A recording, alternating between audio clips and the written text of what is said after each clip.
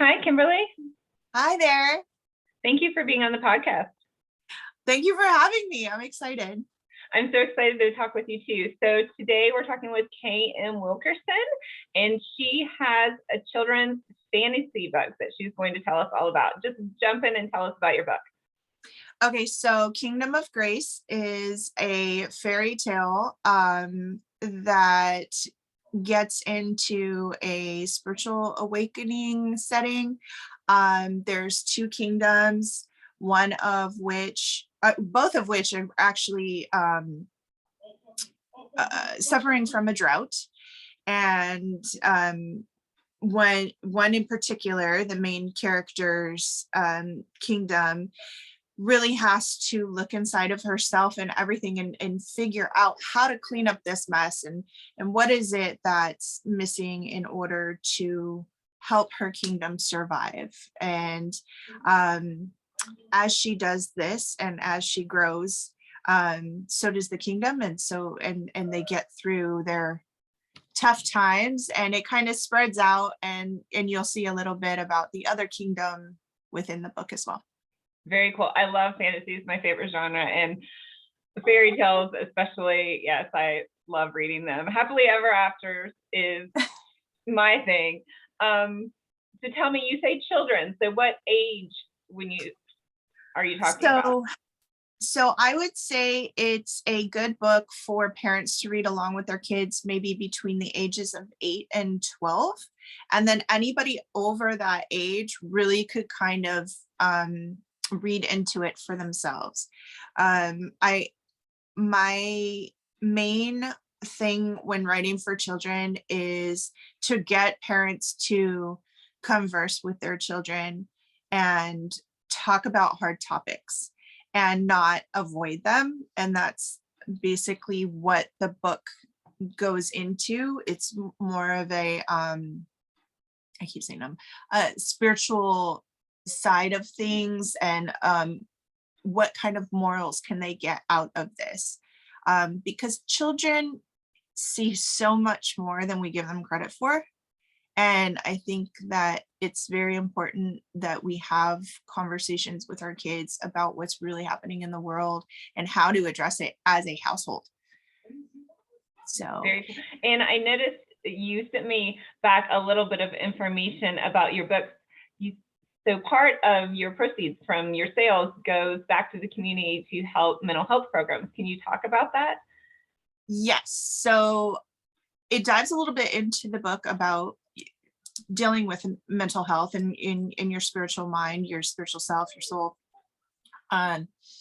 I have been a mental health advocate for numerous years.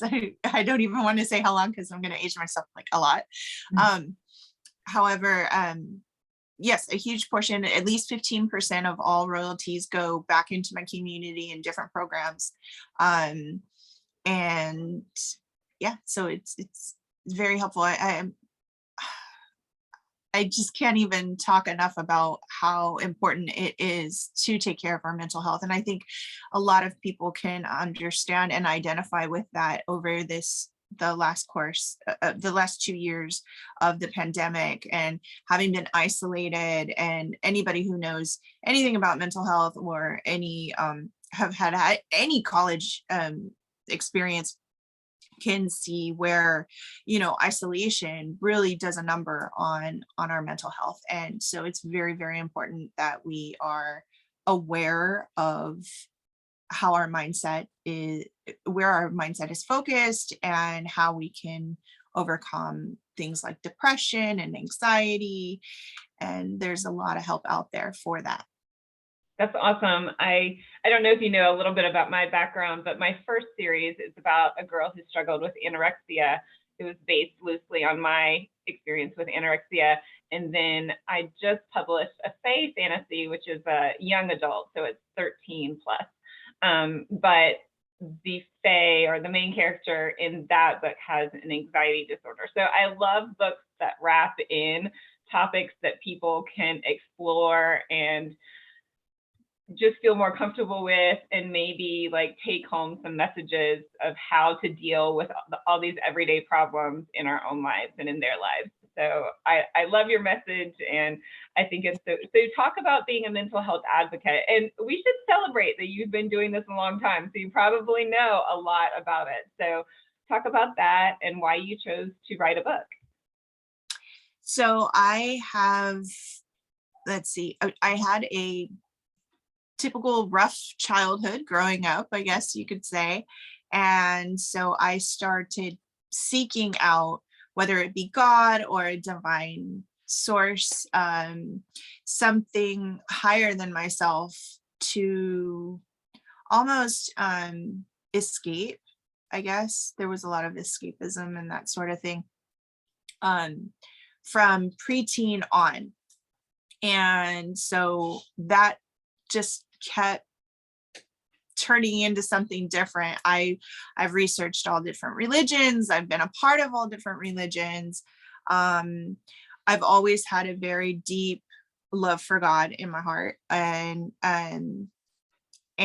yet there are times and trials that have come throughout my life that have been, how do I put this? They've just been so heavy that I've lost my connection with God from time to time. And honestly, in the last few years, when I started diving into writing again, I realized that I needed like a catalyst, and therapy actually was that catalyst to get me back to God, to get me back to a center that I know from my core. And not everyone starts with that. Not everyone has a connection with God or a higher power or whatever it is that they need from early childhood on. And so I think it's very important for us to explore that and find whatever it is so that we can ground ourselves on a regular basis. So I'm guessing that Kingdom of Grace has all those themes as well. I hope so. I put my heart and soul into it, but it's only 26 pages. So it's really short. However, there's a lot of questions that will come out from the book, and people are going to question things and have come back to me and said, did you mean for it to be like this or that, or what's going to happen next, and that sort of thing. And really, that's what I want. I want people to question. I think it's really important that we question things in life. I don't think that we should just accept everything as it is and be told, this is one way or the other. You need to know for yourself. You need to look deep inside and say, is this right or wrong for me? And what are the consequences of me making that decision? And can I live with that decision after that? There needs to be follow through. You said something really important earlier about loving fairy tales and the happy ending. And I'm right there with you. And yet I also believe that there's more to the story after. It's not just run away into the sunset. What's coming next? Like, have people actually thought about that? Like, after they get married, like, does the story end? No. Like, there's so much more. And people need to have discussions, and people need to decide, like, hey, what is our purpose together? What are we going to do after we get married? Like, don't just jump into it. I think that could really resolve a lot of the high numbers of divorce and things of that nature. Like, there's just so much more. I'm a very deep thinker, so I'll stop there. No, that's awesome. It's funny. I think you're reading my mind, because my next question was going to be, how many pages is this? Like, is this a full-length novel you're going to read over a month, or is this, a one sitting read with your kid, or pick up and read on your lunch hour if you're a teen in high school? And so that sounds 26 pages sounds like doable, fun, fast. And I think you said you have follow-up coming out as well. Yes, so it leaves off on a cliffhanger, and the follow-up will be out by the end of 2022. Unfortunately, I know that my schedule is not allowing for me to get it done sooner than that. I was hoping it would have been done already, but life happens, and Life. yeah. So Very cool. Do you have a copy of the book with you, in front of you? not in front of me. I'm looking around. Okay. And no. No worries. I'll put up the picture in our graphics. Okay. Oh, what a Hi, cute Ford. kitty. Ford is a ham. She's my little princess over here that likes her attention whenever she wants it, as cats do. Hi, baby. Yeah, I have one of those too. So he might make an appearance at some point. So I always like to ask, and maybe you've talked about this, but I always like to ask my guests this question. So what is the one thing, if you had one thing that you want your parents or children that are reading this book or being read this book to take away from your book?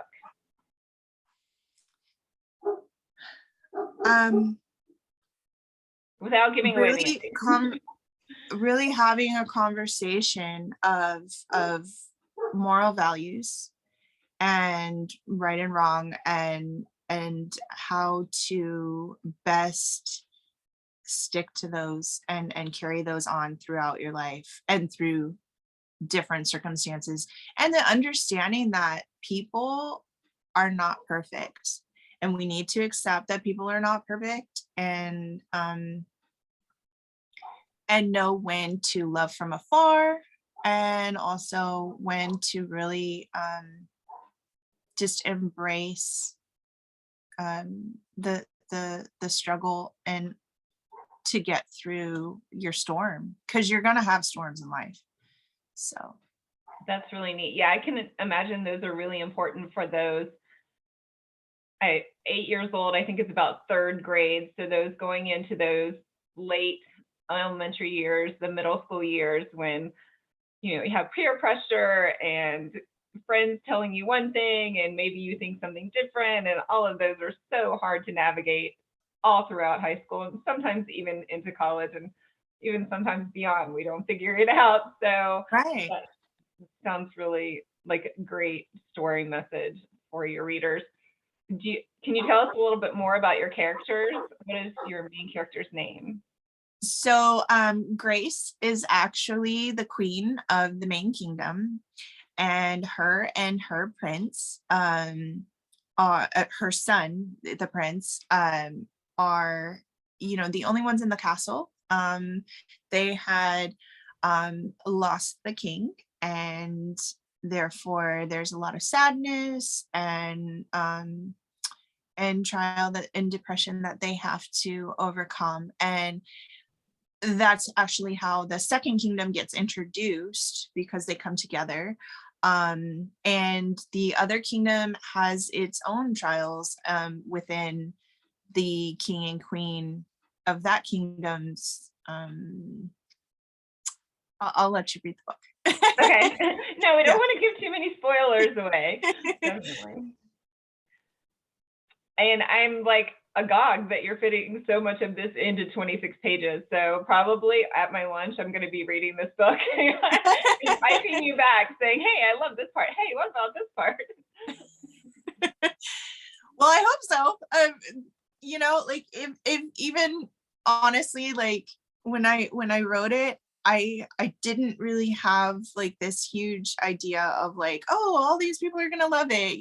Like that wasn't even it. It was more really just putting my soul into it and saying, if somehow this can help somebody else, like if it helps one person, then it was worth it. It was worth all the time, all the, the effort.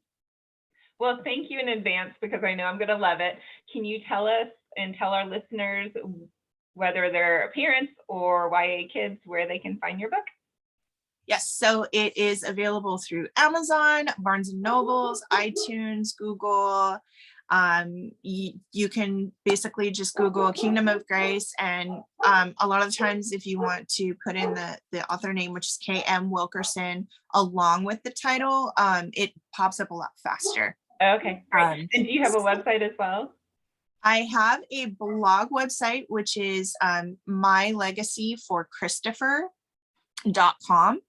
And you can also find me under Kimberly Wilkerson under all social media like Facebook, Instagram, Twitter, and that all of those media platforms will have links to the book as well. Awesome. Thank you so much. It's been great learning about your book today, and thank you for being a guest. Thank you, Trisha, for having me. Bye. Bye.